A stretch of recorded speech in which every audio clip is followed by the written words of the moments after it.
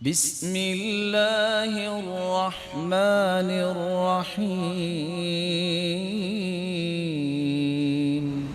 سیدنا علی رضی اللہ تعالیٰ عنہ کا بیٹے محمد بن حنفیہ ان کے پاس آئے، باپ سے پوچھتے ہیں ابا جان یہ تو بتائیے ای الناس خیر بعد رسول اللہ، ابا جان اللہ کے رسول کے بعد سب سے بہترین انسان کون ہے؟ قال ابو بکر، بیٹے اللہ کے رسول کے بعد سب سے بہترین انسان ابو بکر ہے۔ محمد بن عقیل کہتے ہیں کہ سیدنا علی جب خلیفہ بنے منبر پر کھڑے ہوئے کہتے اخبرونی من اشجع الناس، لوگوں سچ سچ بتانا صحابہ میں سب سے بہادر کون ہے؟ لوگوں نے کہا انت یا امیر المؤمنین، امیر المؤمنین آپ ہیں۔ بات یہ بھی ٹھیک تھی، اس وقت خلیفہ یہ ہے اور سب سے بہادر تھے، لیکن انہوں نے کیا کہا؟ ہاں میرا جس سے بھی پالا پڑا ہے میں نے سبق ضرور سکھایا، اسے انصاف کیا ہے، لیکن مجھے تم یہ بتاؤ اخبرونی باشجع الناس، صحابہ میں سب سے بہادر کون ہے؟ صحابہ نے کہا ہمیں پھر پتہ نہیں ہے۔ قال ابو بکر، منبر پہ کھڑے خلیفۃ المسلمین سیدنا علی رضی اللہ عنہ ارضا کیا کہتے ہیں؟ صحابہ میں اصل سب سے بہادر تھے تو وہ ابو بکر تھے۔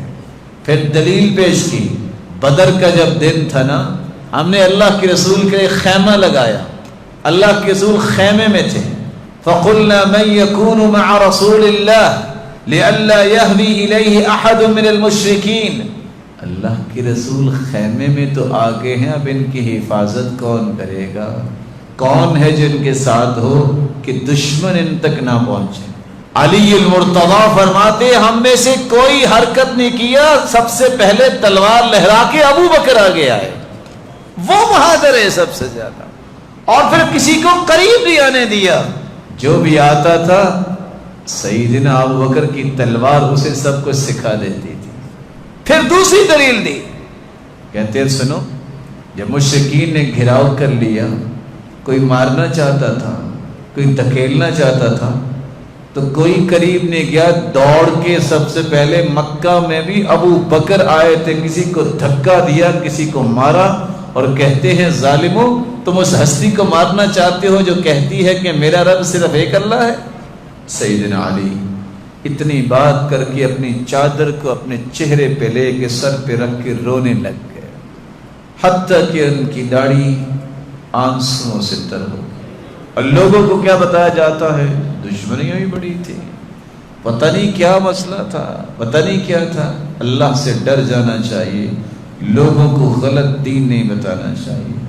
سیدنا علی رضی اللہ تعالی عنہ فرماتے ہیں، غور کیجئے گا، روایت کرنے والے ہیں ابو جحیفہ، کہتے ہیں میں علی رضی اللہ تعالی عنہ کے بعد پاس گیا، فقلت یا خیر الناس بعد رسول اللہ، اے اللہ کے رسول کے بعد سب سے بہترین انسان۔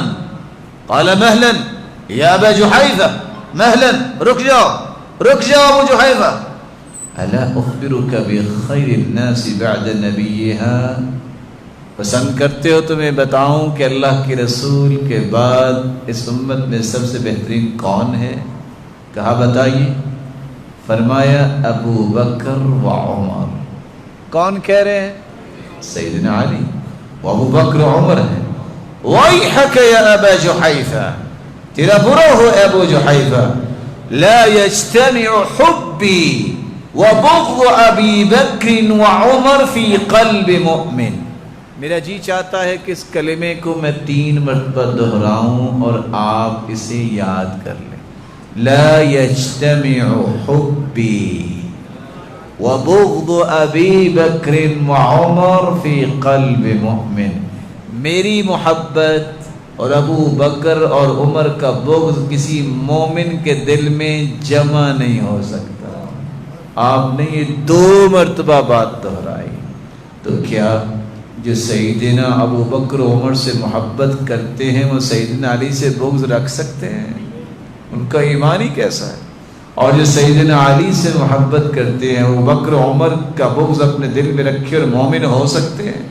نہیں ہو سکتے۔ سیدنا علی کی سٹیٹمنٹ، سیدنا علی کیا کہہ رہے ہیں؟ حکم بن جہل روایت کرتے ہیں کہ سیدنا علی نے کہا لا يفضلنی احد علی ابی بکر و عمر، کوئی شخص میری فضیلت ابو بکر و عمر سے زیادہ نہ بیان کرے، ولا يفضلنی احد علیہما الا جلدته جلد المفتری، جس نے میری فضیلت ابو بکر و عمر سے زیادہ بیان کی میں اس کو اتنے کوڑے لگاؤں گا جتنے مفتری کو لگاتے ہیں۔ مفتری اس کو کہتے ہیں جو کسی پہ الزام لگائے اسے 80 کوڑے لگائے جاتے ہیں۔ تو پھر کیا فضیلت کن کی بیان کرنی چاہیے؟ جن کی سیدنا علی نے بیان کی ہے۔ اور وہ کن کی فضیلت ہے؟ پوری کائنات میں اس امت میں اللہ کے رسول کے بعد سب سے افضل کون ہے؟ اس کے بعد کون ہے؟ اور اس کے بعد کون ہے؟ عثمان۔ اور اس کے بعد کون ہے؟ سیدنا علی۔ أشهد أن لا